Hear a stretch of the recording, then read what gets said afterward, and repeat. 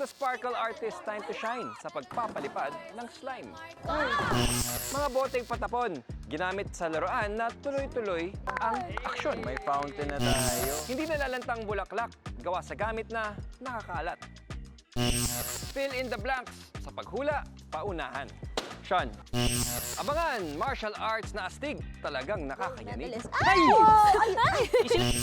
Lahat yan nagpapatunay na science is fun for everyone.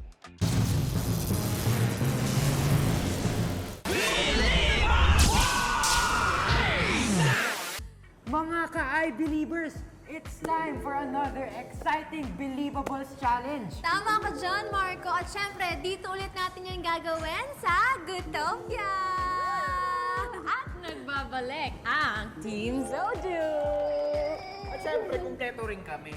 Nagpapalik ang aking team. Bakit? Kasi, andito si Marco, kami ang... Team Jamar!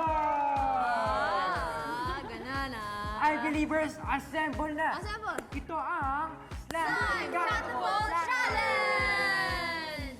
Nice to see you again, guys. We have a new challenge today at ganito ito laruin. Pupwesto sa tig-isang catapult device ang magkakampi. Ilalagay nila ang slime sa catapult bago ito pukpukin to launch it. 10 points sa bawat slime na masushoot sa basket within 1 minute. Ang pair na may mas mataas na score wins.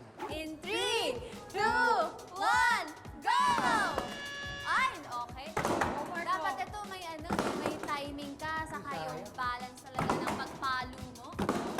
Ayun po, hindi ko po siya makontrol kasi syempre, nasa bola pa rin po talaga yun dahil hindi siya ganun kabigat. Kumbaga, pag punta siya doon sa air, hindi mo alam kung saan siya talaga pupunta. Walang nakukuha ng puntos ang ating Team Samar. Oh! Team Samar. Oh! Oo, naku, mabit na, Jamir. Actually guys, sobrang hirap talaga. Hindi ko talaga in-expect na ganun siya kahirap. Pero ang ginawa ko, once na nakuha ko na yung tamang pulso, ang ginawa ko, naglagay na lang ako ng naglagay ng balls para mas marami akong mapashoot. And parang tsambahan din kasi talaga siya guys eh. Hindi tatalbog. Hindi tatalbog. Ayun! Meron na score si Marco. Meron na score si Marco. Ay, Jamil! Ay, Jamil! Ay, Marco, very good. Ay, mali. Kami ang kalaban niyo, okay? Kami ang kalaban niyo. Kakampi kayo rito. Kami ang kalaban niyo. Kakampi kayo rito. 6, 5, 4, 3, 2,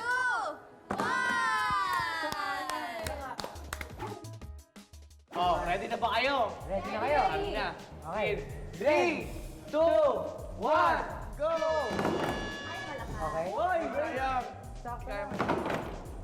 Sa tingin ko yung teamwork namin ni Zonia, hindi mapapantayan ng mga boys. Relax guys. Relax guys. Pulsahan na Oy! ito. Yun! Oh, yung pag ganun ko pa lang, alam ko na napapasok yun. O minsan pa nga lumalagpas na yung bola, pumasok na, lumagpas pa. Okay? Uy, sayang. Tumalbog lang. Ating lang. Oy! Siya pa!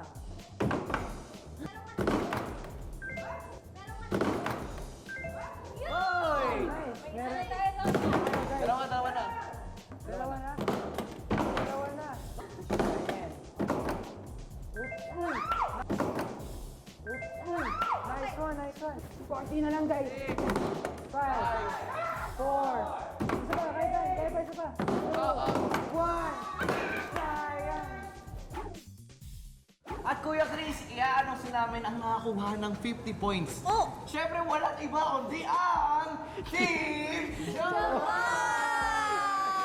Congrats, Team Jamar! At siyempre, ito nga, gusto ko rin congratulate ang Team de La Zonia dahil nakakuha sila ng 40 points! Isa na lang. Yes!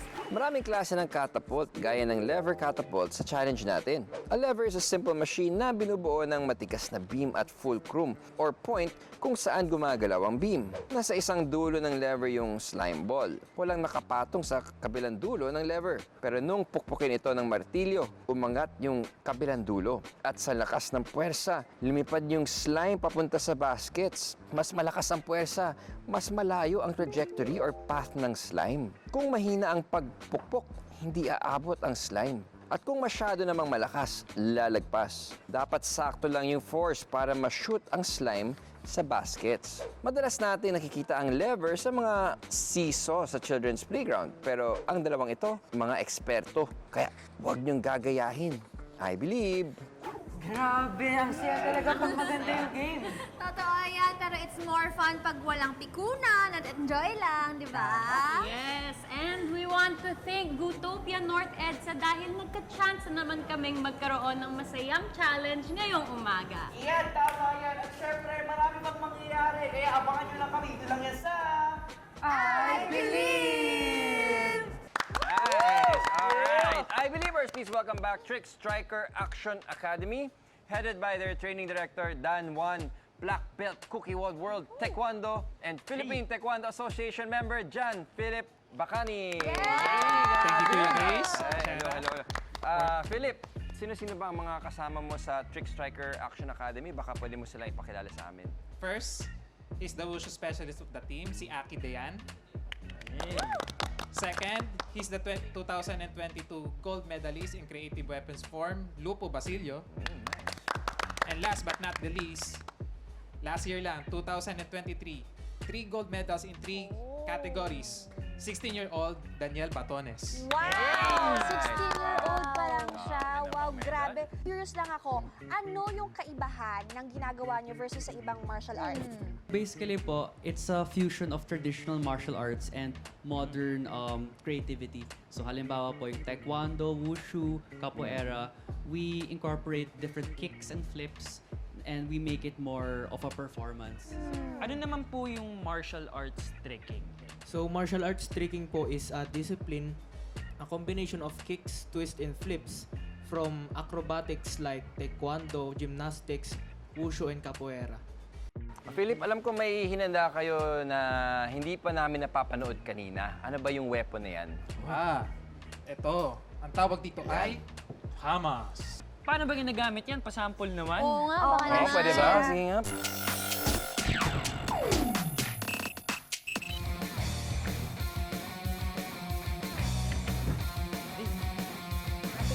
Gold medalist. Ay! Ay! Ay, grabe! Ay!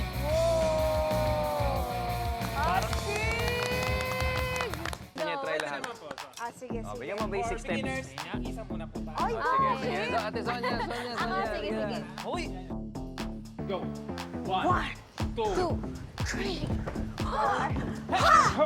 Thank you so much, Coach, and to all our medalists. Maraming salamat. Good luck sa inyo sa mga competition. I believe!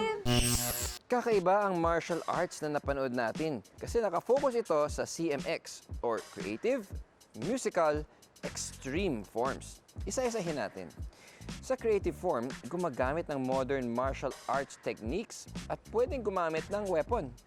Pero iniiwasan ang moves sa gymnastics at ibang non-martial arts disciplines. Sa musical form, pwedeng may weapon o wala. Ang importante, nagpa-perform ng sabay sa music o sound effects. Sa extreme form naman, pwedeng kumilos ayon sa traditional or modern martial arts systems. Dapat lang magpakita ng inverted move or pag-ikot na mahigit sa 360-degree spin. Mas mahirap o mas komplikado ang galaw, mas okay sa judges.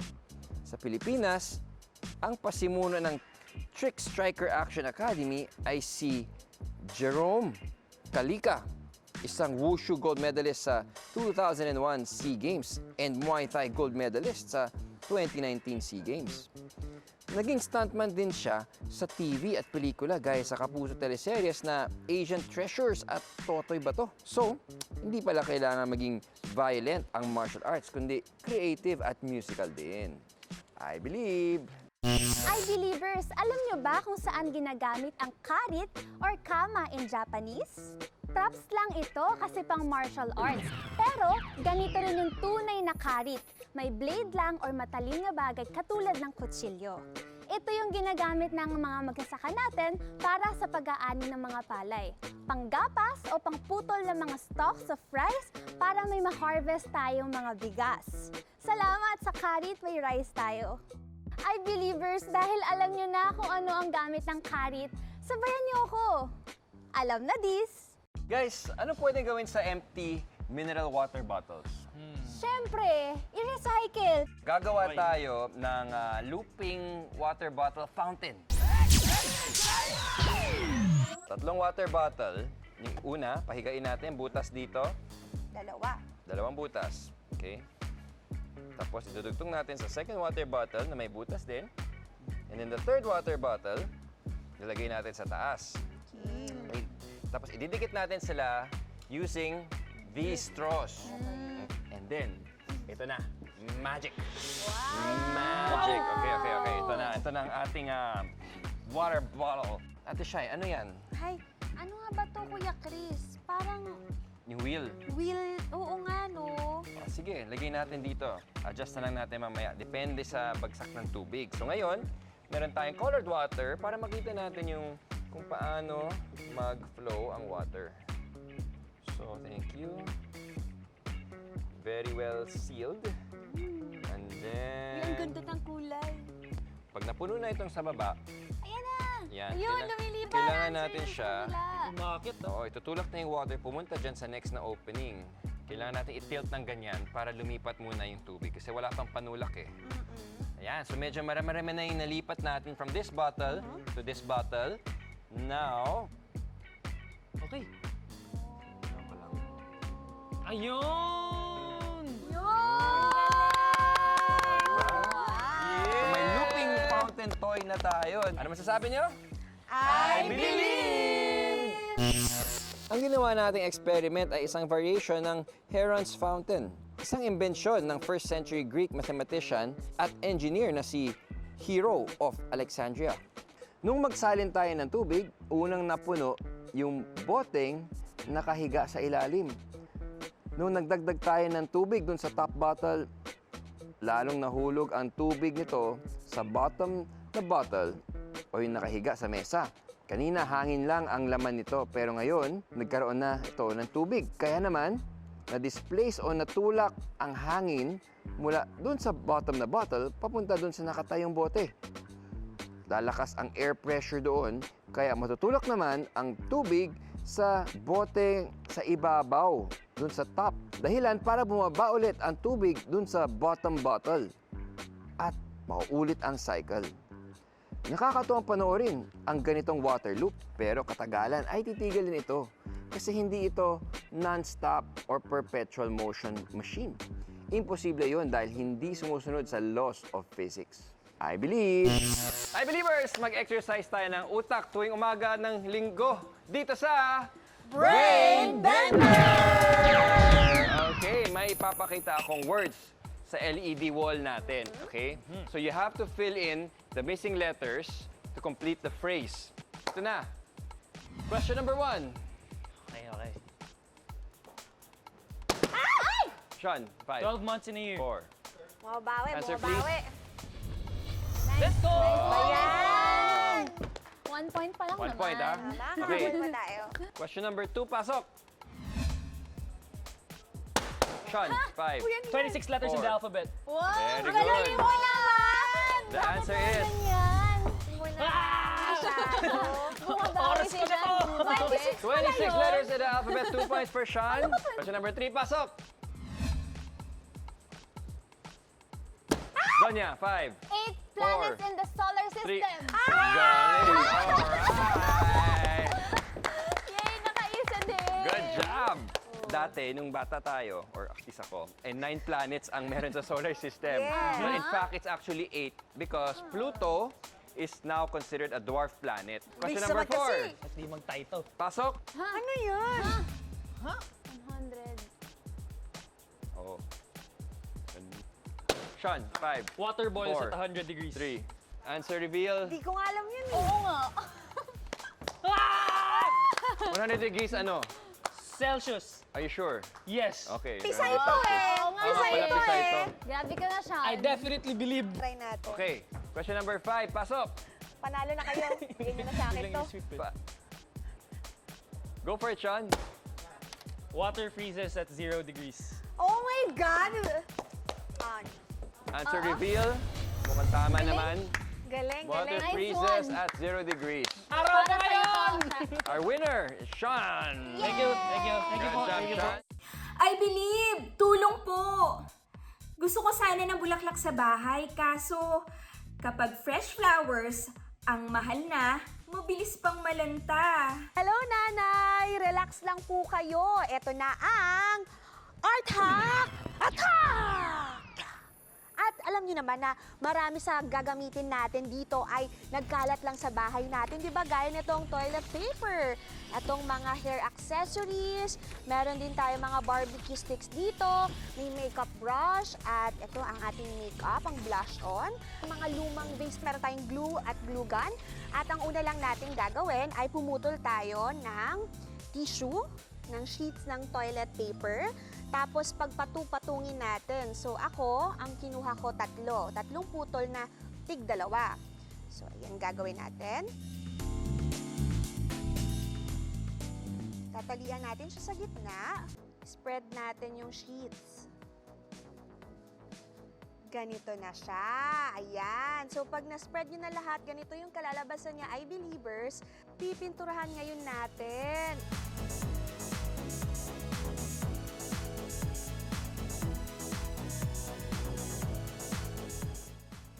Ganyan! Ayan ang kakalabasan niya. O, di ba ang ganda? At syempre, para naman hindi masayang yung ganda at pinaghirapan natin, i-display natin siya at ilalagay dito sa ating vase. Gotcha, Mami! I believe! Ang ating life hack queen, ganda naman yan. Mura pa yan, Diba? toilet paper lang yan, Oo, di ba? yung mga nakakalat sa bahay, pwedeng i-display, di ba? Yeah. Pwedeng gawing decoration. At mahaba ang shelf life. Correct! Hindi kailangan diligan o ano, hindi malalantawan. So thank you again, Sean, Zonia, Ate Shaira. Thank you for joining us for another fun episode of Science. So next week, mas marami pa kaming hinanda ng mga science experiments for you. Magkita-kita lang tayo dito sa paborito nating Sunday Morning Tambayan. Ito ang I Believe! Happy Sunday!